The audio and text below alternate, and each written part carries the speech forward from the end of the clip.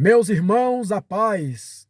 Eu quero falar, irmãos, sobre escatologia e falar de um assunto muito importante, que é sobre o arrebatamento da igreja. Tem muitas pessoas confusas acerca desse assunto.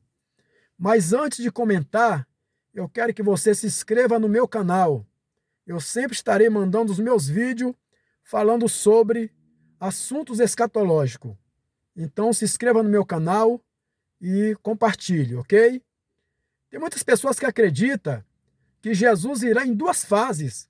Ele virá nas nuvens do céu em oculto para arrebatar a sua igreja e depois ele virá no final dos 7 anos para buscar aqueles que ficaram na grande tribulação, que não aceitaram o plano do anticristo. Será que isso é verdade? Será que essa ideia tem base na Bíblia Sagrada? Observe, meu irmão, que para Jesus vir em duas fases, haveria a necessidade de haver duas ressurreições para arrebatamento da igreja. E na realidade, não vai haver duas colheitas para salvos. Só haverá uma. A Bíblia diz que só existe duas ressurreições. A primeira, que é do arrebatamento, e a segunda, que se refere ao juízo final.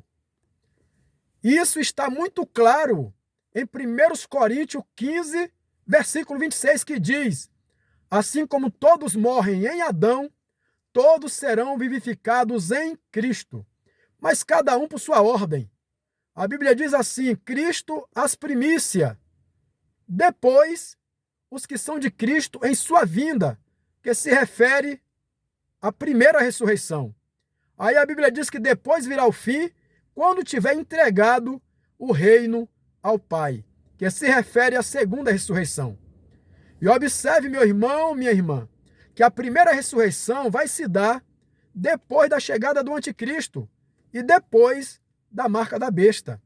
Apocalipse 20, versículo 4 diz assim: e vi as almas daqueles que foram degolados pelo testemunho de Jesus e pela palavra de Deus, que não adoraram a besta e nem a sua imagem, não receberam sinal na testa e nem na mão, viveram e reinaram com Cristo durante 1000 anos. Esta é a primeira ressurreição.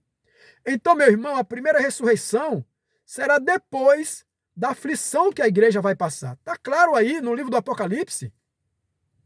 Mas por que se pregou essa ideia de Jesus Cristo vir em duas fases? Isso aconteceu pela má interpretação de 3 versículos. O primeiro versículo está em Mateus 24 e o versículo 27, que fala sobre o relâmpago. E se você observar, Mateus 24 e 27 não está falando de arrebatamento oculto. Está falando ali Jesus vindo em glória. Olha o contexto da palavra que diz, Mateus 24 e 22. Se alguém enganar vocês dizendo que eu já voltei, estou lá no deserto, não vai. O Cristo voltou, está no interior da casa, não acredite. O Cristo está aqui ou ali, não deis crédito, porque eu não vou voltar escondido. Mateus 24 e 29 ainda diz: logo depois das aflições daqueles dias, o sol escurecerá, a lua não dará sua luz e as estrelas cairão do céu, e as potências do céu serão abaladas. Então aparecerá no céu o sinal do Filho do Homem, e todas as tribos da terra se lamentará. E verá o Filho do Homem vindo sobre as nuvens do céu com poder e grande glória. E ele enviará os seus anjos com rijo clamor de trombeta, que é a última trombeta de 1 Coríntios 15, 52, fazendo referência a Apocalipse 11, 15.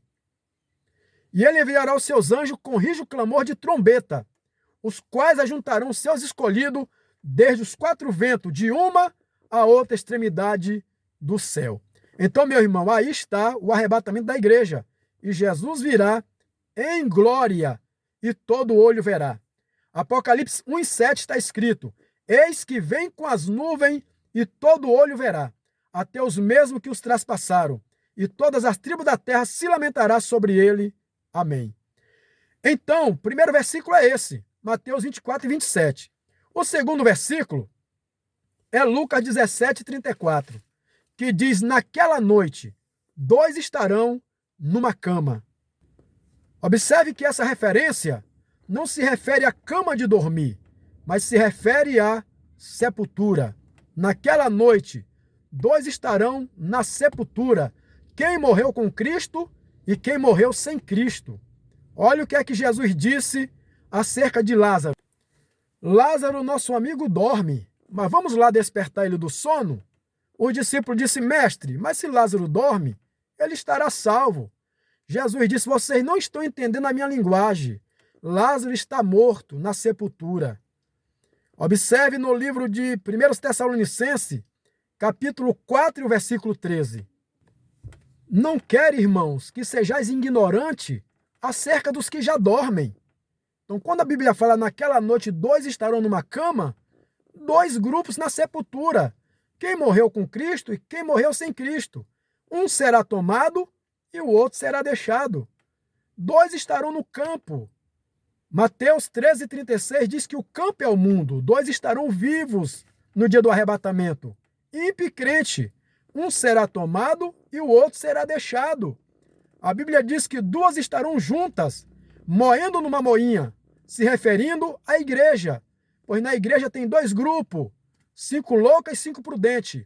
Mas no dia do arrebatamento, uma será tomada e a outra será deixada. Então, essas referências não tem nada a ver com arrebatamento, Jesus vindo em oculto.